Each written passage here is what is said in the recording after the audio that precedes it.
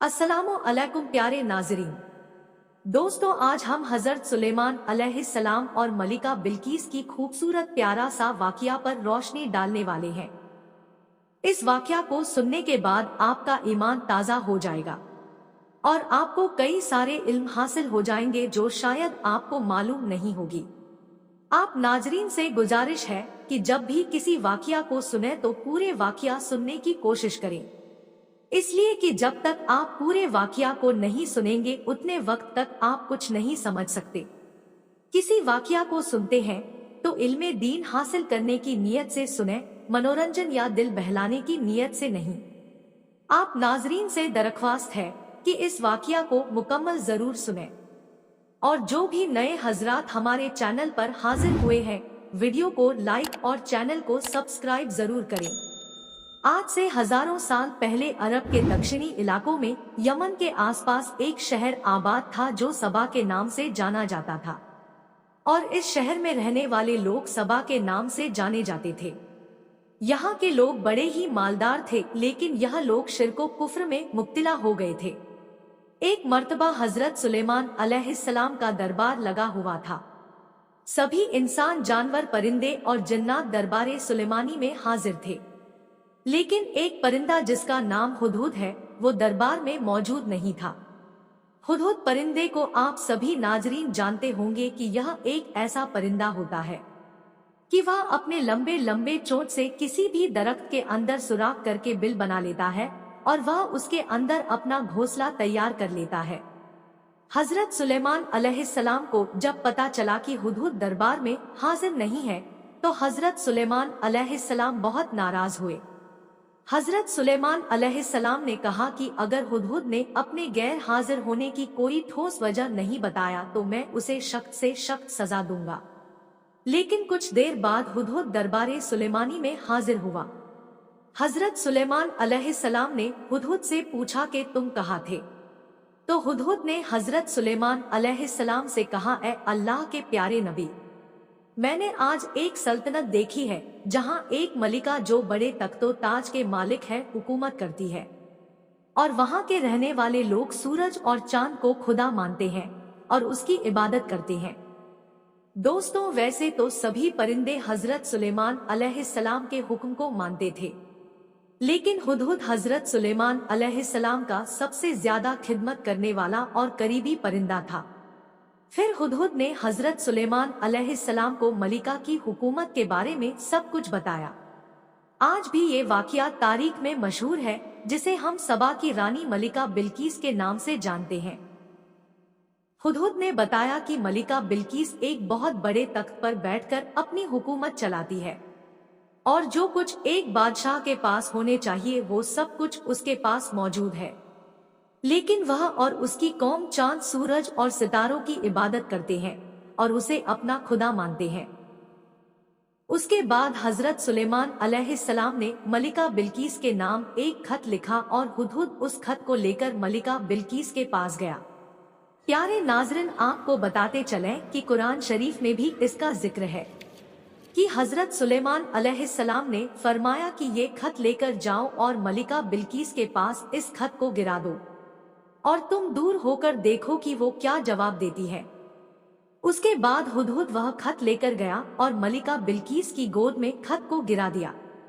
जब मलिका बिल्कीस ने खत को देखा तो उसने अपने सभी दरबारियों को जमा किया और पढ़ने के बाद कहा, ऐ लोगों, मुझे ये खत खुद को अल्लाह के नबी कहने वाले हजरत सुलेमान अलैहिस्सलाम की तरफ से आया है और उन्होंने इस खत में हमें अपने दीन को कबूल करने की दावत दी है।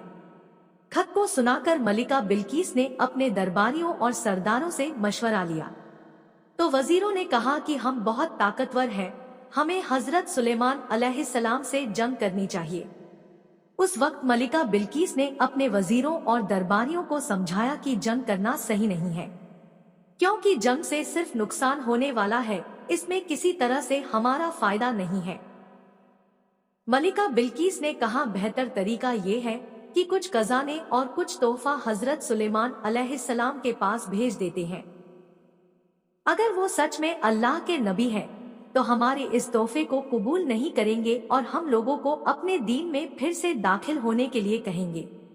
और अगर वो सिर्फ बादशाह होंगे तो हमारे तोहफे को कबूल करके हमसे दोबारा अल्लाह पर ईमान लाने के लिए नहीं कहेंगे। उसके बाद मलिका बिल्कीस ने हर तरह के खजाने और तोहफे हजरत सुलेमान अलैहिस्सलाम की बारगाह में भेजने का इंतजाम कर लिया। हुदहुद ये सब देखकर तुरंत हजरत सुलेमान अलैहिस्सलाम की बारगाह में हाजिर हुआ और उन्हें ये सब कुछ बताया।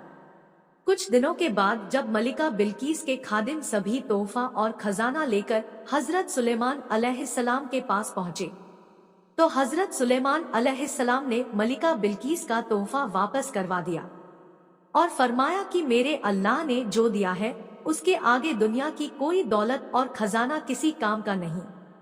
दोस्तों, मलिका बिल्कीस का तख्त 80 गज लंबा और 40 गज चौड़ा था। उस तख्त में सोने चांदी हर तरह के हीरे जवाहरात लगे हुए थे। जब सबा की मलिका बिल्कीस के तोहफे और खजाने को हजरत सुलेमान अलैहिस्सलाम ने वापस किया तो उन वजीरों से सुलेमान अलैहिस्सलाम ने कहा कि मलिका बिल्कीस से कहो कि वो अल्लाह से डरे और उस पर ईमान लाए और उसकी इबादत करे और मेरी बारगाह में आए।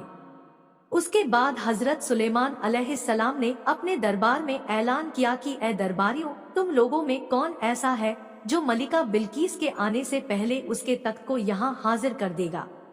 दरबार में से एक बड़ा जिन्न बोला, हुजूर, उस तख्त को मैं आपकी बारगाह में दरबार खत्म होने से पहले हाजिर कर दूंगा, मेरे पास वो काबिलियत है। ये सुनकर हजरत सुलेमान अलैहिस्सलाम ने कहा, और जल्दी कौन ला सकता है? ये सुनकर हजरत सुलेमान अलैहिस्सलाम के वजीर जिनका नाम आसिफ था वो अल्लाह के बहुत बड़े वली भी थे। उन्होंने हजरत सुलेमान अलैहिस्सलाम से कहा, हुजूर, मैं मलिका बिल्कीस की तख्त को पलक झपकने से पहले हाजिर कर सकता हूँ। उसके बाद हजरत आसिफ ने अल्लाह की अता की हुई ताकत से सबा की मलिका बिल्कीस की तख्त को मुल्के सबा से बैतुल मुकद्दस तक यानी हजरत सुलेमान अलैहिस्सलाम के महल में खींच लिया और वो तख्त सुलेमान अलैहिस्सलाम की कुर्सी के पास आ गया। वह तख्त जमीन के नीचे से होते हुए एक पल में हजरत सुलेमान अलैहिस्सलाम के महल में आ गया। दोस्तों, ये होती है अल्लाह के वलियों की शान, तो आप अंदाजा लगा सकते हैं कि अल्लाह के नबी की क्या शान होती होगी। उसके बाद जब खादिमों ने वापस आकर मलिका बिल्कीस को सारा मामला बताया जो हजरत सुलेमान अलैहिस्सलाम ने उन वजीरों से कहा था, तो मलिका बिल्कीस हजरत सुलेमान अलैहिस्सलाम की दरबार में हाजिर हुई और अपने तख्त को भी वहां पर देखा और हजरत सुलेमान अलैहिस्सलाम को देखकर बोली, बेशक आप अल्लाह के नबी हैं। उसके बाद मलिका बिल्कीस ने हजरत सुलेमान अलैहिस्सलाम और अल्लाह पर ईमान ले आई। दोस्तों, अल्लाह ताला से दुआ है कि अगर हमारे बोलने में किसी भी तरह से गलती हुई हो तो अल्लाह ताला माफ फरमा और अपने प्यारे नबी के सदके में हमें ज्यादा से ज्यादा नेक काम करने की हिदायत दे और हम सबको बुरे कामों से बचाएं और ज्यादा से ज्यादा नेक काम करने की तौफीक अता करे। आमीन।